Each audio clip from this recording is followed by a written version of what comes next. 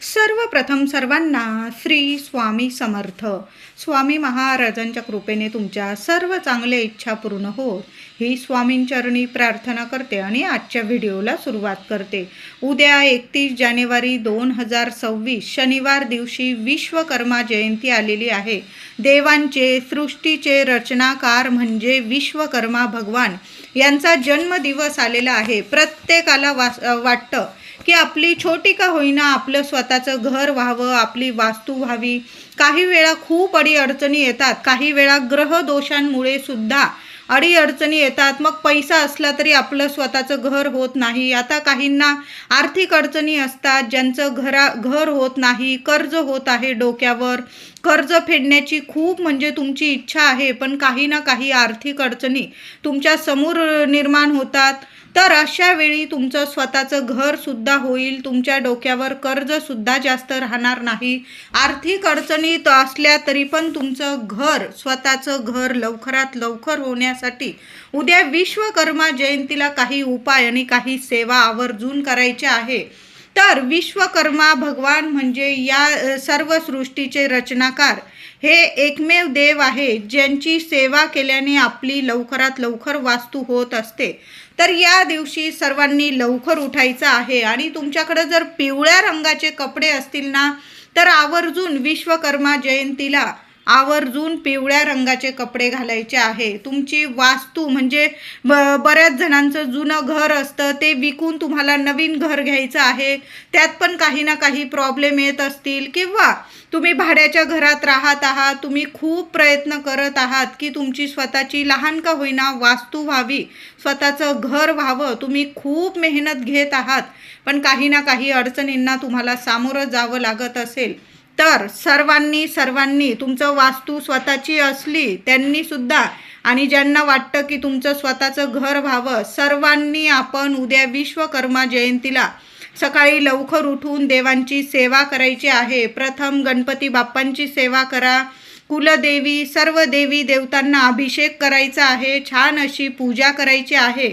आणि आता सर्वांकडेच विश्वकर्मा भगवानांचा फोटो किंवा मूर्ती नसेल, मग तुम्ही एक सुपारी जरी मांडली उद्या, तरी त्या सुपारीची तुम्ही पूजा करू शकता. काय करायचं आहे, लहानशी देवघरात छान पूजा करायची आहे.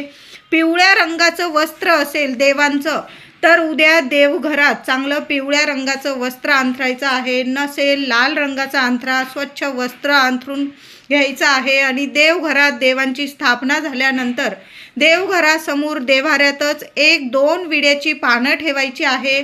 त्यावर थोडीशी तांदळाची रास करायची आहे आणि त्यावर तुम्हाला एक सुपारी मांडायची आहे.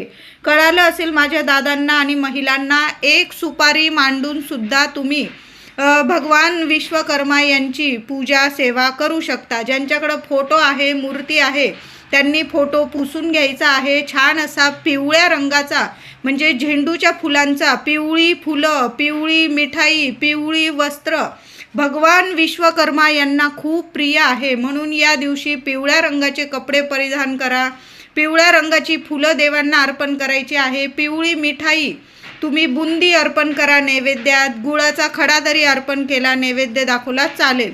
तर पिवळ्या रंगाला खूप महत्त्व आहे. तर देवघरात एक सुपारी मांडून घ्यायची आहे. गाईच्या तुपाचा दिवा लावायचा आहे, तेलाचा पण लावा, पण एक छोटा का होईना निरांजन गाईच्या तुपाचा लावायचा आहे. तुम्ही स्वतःसुद्धा पिवळे कपडे परिधान करून घ्यायचं आहे. देवघरासमोर आसन घेऊन बसायचं आहे. डाव्या हाताने उजव्या हातात पाणी घेऊन 3 वेळा ते पाणी तुम्हाला प्राशन करायचं आहे. मार्गशीर्ष महिन्याची आपण पूजा सेवा सुरू करतो.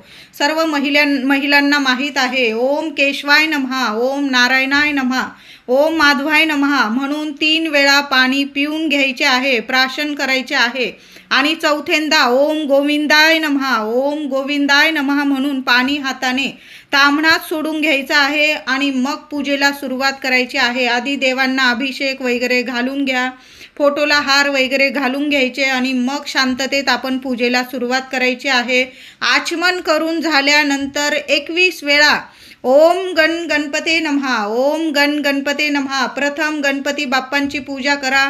हळदी कुंकू फुलं दुर्वा अक्षता वाहून घ्यायचं, गणपती बाप्पांचा मंत्र जपायचा. नंतर बाळकृष्णाची मूर्ती आहेच आणि असायलाच हवी प्रत्येकाच्या देवघरात. ओम नमो भगवते वासुदेवाय नमः 21 वेळा मंत्र जपायचा आहे. देवांची पूजा करून घ्यायची आहे. कुलदैवत आधी प्रथम कुलदेवाला तुम्हाला तुमचं कुलदैवत जी देवी आई आहे तिला फुलं वगैरे हळदी कुंकू फुलं अक्षता वाहून घ्यायचं आहे.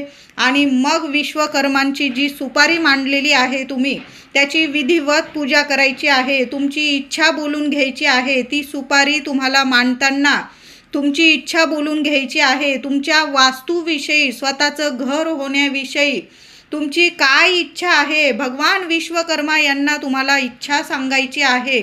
आणि हळदी कुंकू पिवळी फुलं झेंडूची फुलं जरूर आणा आणि पिवळी फुलं अर्पण करायची आहे. गंध अक्षता सर्व विधिवत पूजन करायचं आहे. आणि नैवेद्य पिवळ्या रंगाची मिठाई किंवा बुंदी किंवा नाहीच काही गूळ खोबऱ्याचा नैवेद्य दाखवला तरीही चालेल. गूळ खोबऱ्याचा नैवेद्य दाखवा. ती सुपारी दिवस रात्र हलवू नका. उद्या विश्वकर्मा जयंती आहे. ती सुपारीची नीट पूजा करायची. आरती करायची आहे. गणपती बाप्पांची करा, देवी आईची करा. तर तुम्हाला विश्वकर्मा चालीसा 3 वेळा पठण करायचं आहे. उद्या बघा 3 वेळा विश्वकर्मा चालीसाचं पठण जरूर करा. नाही जमलं यूट्यूबवर तुम्ही ऐकलात तरीही चालेल. जी व्यक्ती विश्वकर्मा जयंतीला विश्वकर्मा चालीसा पठण करते किंवा श्रवण करते ऐकते त्यांचे लवकरात लवकर स्वतःचे घर स्वतःची वास्तू नक्कीच होते. कितीही अडचणीतून तुम्हाला मार्ग मिळून तुमचे स्वतःचे घर नक्कीच होईल. म्हणून महिलांनो दादांनो उद्या दिवसभरात सकाळी संध्याकाळी विश्वकर्मा चालीसा नक्की ऐका. 3 वेळा पठण करा किंवा 3 वेळा ऐका. नाही जमलं 1 वेळा तर ऐकू शकतो. अथर्व शीर्ष ऐका तुम्ही. त्याचबरोबर विश्वकर्मा चालीसा सुद्धा ऐकायचा आहे. उद्या शनिवार आहे. सकाळी किंवा संध्याकाळी साक्षात विश्वकर्मा देव म्हणजे श्री हरी नारायणांचाच एक अवतार आहे. सर्वांनी उद्या पिंपळाखाली जायचं आहे. थोडंसं दूध पाणी घेऊन जा. नाही जमलं 1 दिवा घेऊन जा. 1 गुळाचा खडा घेऊन जा. तिथं गेल्यानंतर उद्या स्पर्श करा. पिंपळाला स्पर्श करताना तुमच्या मनातील इच्छा तुम्हाला बोलायची आहे. लक्ष्मी नारायणांना तुमची इच्छा सांगायची आहे. तुमच्या स्वतःच्या घराविषयी तुमच्या अडचणीतून मार्ग मिळण्यासाठी तुम्हाला पिंपळाला स्पर्श करून तुमच्या इच्छा बोलायच्या आहे. 21 वेळा 11 वेळा प्रदक्षिणा घाला. ओम नमो भगवते वासुदेवाय नमः. ओम नमो भगवते वासुदेवाय नमः मंत्र जपा आणि तुमची इच्छा बोलून तिथं तेलाचा लावा तुपाचा लावा. 1 दिवा पिंपळाखाली उद्या जरूर लावा. एखाद्या कागदावर किंवा एखादं पान पडलेलं असेल पिंपळाचं पुसून घ्या. त्यावर 1 गुळाचा खडा ठेवायचा आहे. विश्वकर्मा जयंती पिंपळाखाली 1 गुळाचा खडा ठेवून द्यायचा आहे. जसा जसा तो गुळाचा खडा खातील किडे मुंगे तसं तसं तुमच्या जीवनातील ज्या अडीअडचणी आहे तुमचं स्वतःचं घर होण्यासाठी तुमच्या पुढं ज्या अडीअडचणी उभ्या राहत आहे मग कितीही आर्थिक अडचणी असू दे त्यातून तुम्हाला मार्ग मिळेल आणि तुमच्या मनासारखं तुमचं स्वतःचं घर होणार आहे. 6 महिन्यात नाही तर 1 वर्षात तुम्ही तुमच्या नवीन वास्तूत नक्की राहिला जाणार आहात. असा सकारात्मक भाव तिथं पिंपळाखाली उभं राहून तुम्हाला म्हणजे मनापासून तुम्हाला हृदयापासून प्रार्थना करायची आहे लक्ष्मी नारायणांना. बघा जिथं सकारात्मक भाव असतो ना तिथं सर्व काही सकारात्मक होतं. पॉझिटिव्ह राहा. सर्व काही चांगलंच होणार आहे. पिंपळाची ही सेवा उद्या सकाळी किंवा संध्याकाळी अगदी रात्र करू नका. संध्याकाळी जरी केली तुम्ही दिवस मावळण्याआधी तरीही चालेल पण पिंपळाची ही सेवा आवर्जून करा. लवकरात लवकर तुमचं घर नक्की होणार आहे किंवा तुमचं घर झालेलं आहे. खूप आर्थिक अडचणी आहे कर्ज झालेलं आहे त्यातून सुद्धा तुम्हाला मार्ग मिळेल. लक्ष्मी नारायण तुमची नक्कीच सेवा कबूल करून घेतील. विश्वकर्मा महाराज आहे भगवान आहे. आपली स्वतःची वास्तू नेहमीच आपल्याला आनंददायी करून देतात. म्हणून ही सेवा उद्या विश्वकर्मा जयंतीला नक्की करा सर्वांनी. उद्या तुम्हाला विश्वकर्मा जयंतीला तुमच्या देवघरात जर विश्वकर्मा भगवानांची मूर्ती स्थापित करायची असेल विधिवत पंचोपचार पूजा करा. तुम्ही स्वतः जरी अभिषेक करून मूर्तीची स्थापना केली चालेल. फोटोची स्थापना करायची असेल, फोटो आणू शकता तुम्ही, देवघरात स्थापित करा. यंत्र आणायचं असेल विश्वकर्मा भगवानांचं तर तुम्ही यंत्रसुद्धा देवघरात स्थापित करू शकता. नाहीच काही तर मी तुम्हाला सांगितलं 2 विड्याची पानं घ्यावी, त्यावर तांदळाची रास करावी, त्यावर सुपारी मांडून विश्वकर्मा भगवानांची देवांची तुम्ही पूजा करू शकता. ती सुपारी नीट देवघरात सांभाळून ठेवायची आहे. जेव्हा तुम्ही तुमच्या स्वतःच्या वास्तूत घरात राहिला जाल तेव्हा तुम्ही देवघरात तुमच्या नवीन घरात ती सुपारी प्रथम पूजा करावी, गणपती बाप्पांची पूजा करावी, भगवान विश्वकर्मांची पूजा करावी. ती सुपारी नीट सांभाळून ठेवायची आहे. देवांना बोलून घ्या, माझं लवकरात लवकर घर होऊ दे, ही सुपारी मी माझ्या नवीन वास्तू तुम्हाला पूजेत ठेवील असं बोलून घ्या. किंवा तुम्ही मूर्ती फोटोसुद्धा स्थापित करू शकता. उद्या जर तुमच्या घराजवळ विश्वकर्मा भगवानांचं मंदिर असेल तर आवर्जून जा, तिथं हार घेऊन जा, झेंडूची फुलं घेऊन जा, पिवळी मिठाई किंवा बुंदीचा नैवेद्य दाखवू शकता तुम्ही. पिवळ्या मिठाईला, पिवळ्या कपड्यांना, पिवळ्या रंगाला या दिवशी खूप महत्त्व आहे. ही सेवासुद्धा करायची आहे. आता बघा, आपण स्वतःचं घर घेतो, या गोष्टी तुम्हाला पटत असेल किंवा नसेल, माझं सांगण्याचं काम आहे. यातून खूप पण बऱ्याच लोकांना फायदा तर होतो. तर आपण जेव्हा स्वतःचं घर घ्यायला जातो किंवा घराची बोलणी करायला जातो, घराचे पैसे द्यायला जातो, तर चुकून सुद्धा राहू काळात पैसे देऊ नये किंवा घराची बोलणी करू नये. तुम्ही जर या गोष्टी मानतात तर माना, माझं सांगण्याचं काम आहे फक्त. तर दादांनो, महिलांनो, तुम्ही जर स्वतःचं घर बघायला जात आहात किंवा बोलणी करायला जात आहात किंवा रक्कम द्यायला म्हणजे पैसे द्यायला जात आहात तर छोटंसं का होईना तुम्ही राहू काळाचं म्हणजे आपलं पंचांग वगैरे घेऊन घ्यायचं. जेव्हा घराचं आपण काम करत आहोत तर लहान जरी पंचांग घेतलं, मोठं घ्या, छोटं घ्या, त्यात राहू काळ, रोजचा राहू काळ दिलेला असतो, तो राहू काळ बघून घ्यायचा.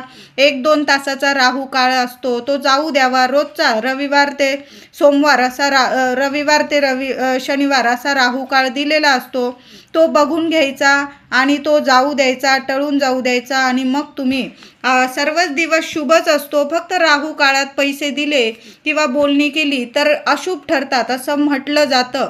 तर तुम्ही या गोष्टी मानत असाल, स्वतःचं घर घेतो आपण एवढ्या मेहनतीने, 1-1 रुपये साचवतो आपण, आणि त्या जर गोष्टी शुभ व्हाव्या, आपल्याला वाटतंच आपलं सर्व कसं चांगलं व्हावं, तर या गोष्टी पाळल्या तर काही हरकत नाही.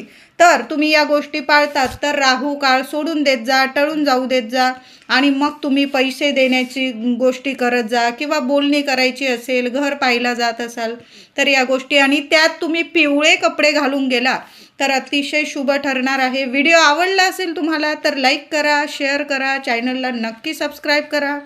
धन्यवाद.